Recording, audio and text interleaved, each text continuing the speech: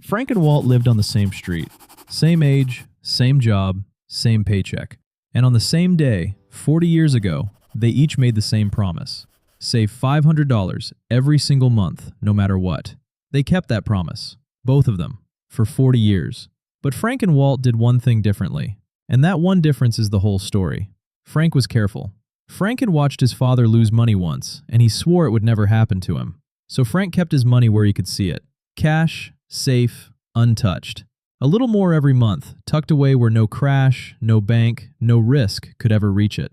Frank was proud of that. "I never lost a cent," he'd say, and he was telling the truth. Walt was different. Walt put the same 500 somewhere it could grow. It made him nervous. Some years the number went down, and Walt's stomach turned.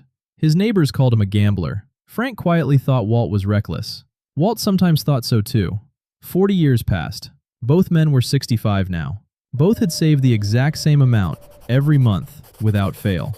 $240,000 each, set aside over a lifetime. And here's where the street they shared splits into two different endings. Frank opened his safe. It was all there, every dollar, not a cent lost, just like he promised. $240,000 in careful, honest cash. But when Frank went to spend it, the world had changed. The house he could have bought at the start now cost 4 times as much. The bread, the fuel, the doctor, the small things. Everything had quietly doubled and doubled again. His money hadn't shrunk. The world around it had grown. And his $240,000 now bought less than half of what it once could.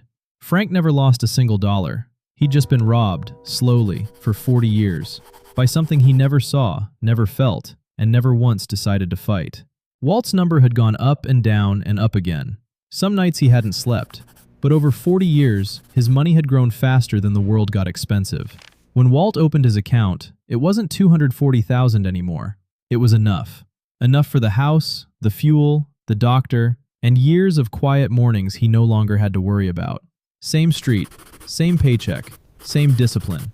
One retired comfortable, one retired with half a life savings quietly eaten away, and he never even knew who took it. That autumn, Frank sat on his porch, staring at his safe, trying to understand how doing everything right had gone so wrong. An old man in a red knit hat was raking leaves next door.